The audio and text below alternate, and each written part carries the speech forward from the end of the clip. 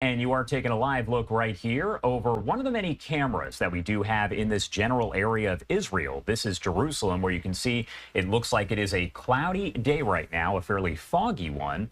I do want to get to the latest here on the Middle East at 6:03 on the East Coast and 3:03 on the West Coast.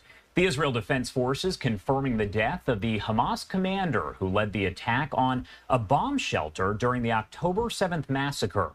Rear Admiral Daniel Hagari saying that Mohammed Abu Atawi was eliminated this week in an Israeli strike. Now, Hagari did add that Atawi worked for UNRWA, which is the United National Relief and Works Agency, for the last 2 years, which UNRWA did confirm. Now, Kogat did post a photo. I do want to pop this up for you on your screen here. As they say, this is that UNRWA staffer from October 7th. You see him circled on the left-hand side of your screen there. The IDF says Atawi led the killing and kidnapping of Israelis from a roadside bomb shelter near Kibbutz Re'em, where those who escaped the attack at the Nova Music Festival were seeking safety at the time. American Hirsch Goldberg Poland, who has since been executed while in Hamas captivity, was among those kidnapped from that shelter. Obviously, as always, a lot to discuss this morning, so I do want to bring in Alex Trayman, the CEO and Jerusalem bureau chief at the Jewish News Syndicate. Thank you so much, as always, for taking the time to be here with us, Alex. Thanks so much for having me, Josh. Of course. Well, first off, I do want to start with talking about Atawi here. What do we know about him overall? Because he was a well-known commander in that area who played a pivotal role, according to the IDF, in the October 7th massacre. Yeah, I think that's right. And you presented a lot of it. He was one of the masterminds behind the attack, and particularly the attack of the Nova Music Festival, where over 230 people were killed. And he took several hostages from there, as you mentioned, and killed many others there. But then after the October 7th attack, he was also part of the Central Brigades Command in the Gaza Strip, and was responsible for a lot of the offensive attacks against the IDF. And I guess the question becomes, does this send any sort of message to Hamas, to Hezbollah, really to all of the terrorist organizations in that area? Well, I think that you're seeing the IDF continuing to target Hamas's leadership, and they're also going after these reorganized battalions. The IDF had said that they'd taken out 24, 25 out of the Hamas battalions. Taking out a battalion means 50% killed or injured, but that means that you could still have a lot of Hamas terrorists running around the strip. So with time now, we're a year into this, we've seen some of those battalions reorganize under local leaders, and the IDF has been doubling back to different areas where they had previously gone through and maybe taken control of, but now are going back into those areas as Hamas tries to reestablish localized control.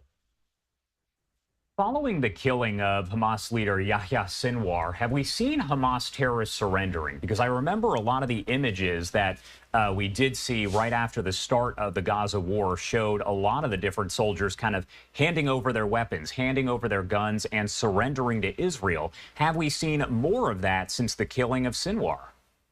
I'm not sure we're seeing more of that, as much as those that don't want to be in the fight are staying away. But those that are there, with the guns pointed at the IDF, they're not running away when the IDF comes in. We have heard in Lebanon, though, that many members of this Radwan force have been essentially surrendering or retreating, not to be killed by the IDF when they come in.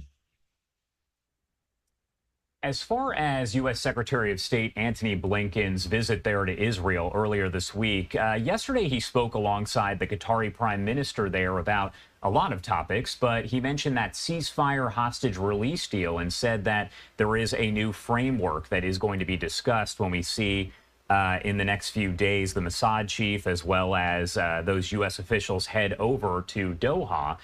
Do you think the death of Sinwar has brought a deal any closer to a reality? I think that it can bring a deal closer to reality. It was believed and reported that Sinwar was the one holding up a deal.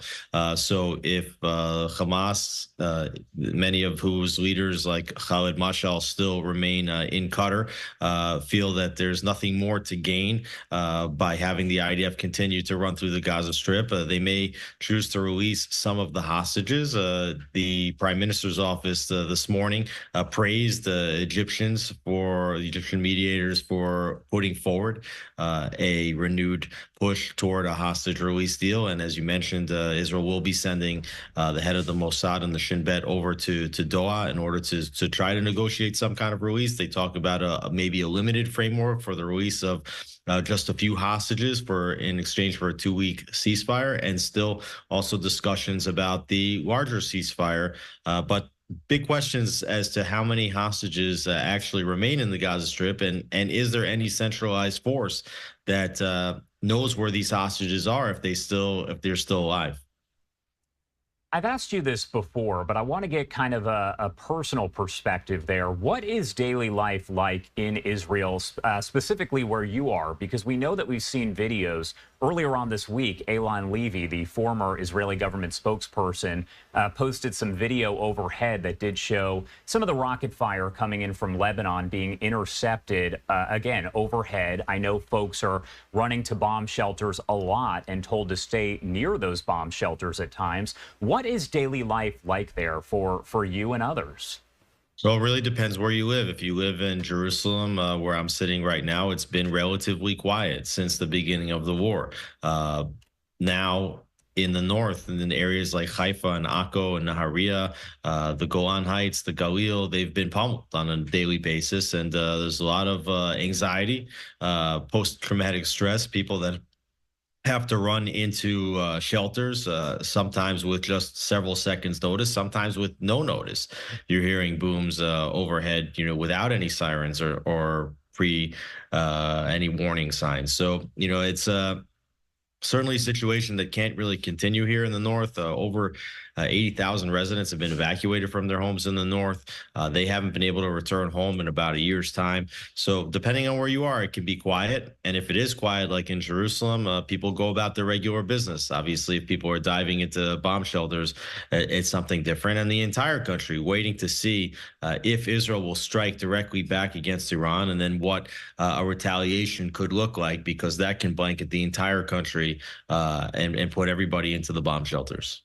Speaking about that Iran attack that could or could not happen, does it still seem like not only is it going to happen, but like it could actually take place in the near future soon? Well, nobody really knows when it's going to take place. All indications are that it could happen imminently, although the Iranian attack, ballistic missile attack, took place on October 1st, so that's over 3 weeks ago.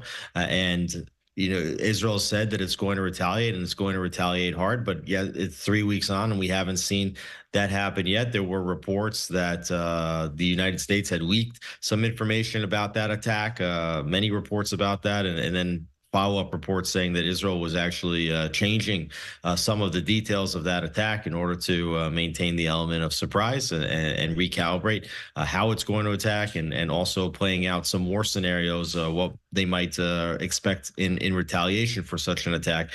So yes, it does feel like this attack is going to happen. Senior IDF and the defense minister indicating that it will happen, and it will happen soon, but it's a waiting game right now, and everybody wants to see what's going to happen.